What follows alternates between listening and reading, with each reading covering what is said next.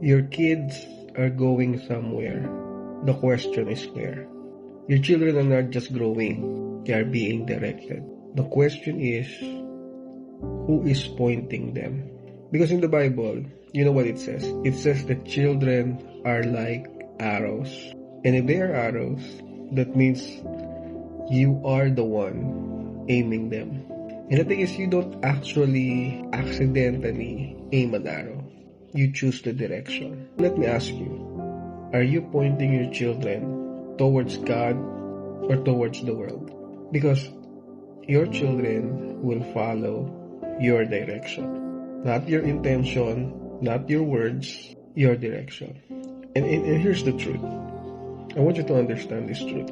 If you don't teach your children, if you don't point your children, if you don't lead them, somebody will.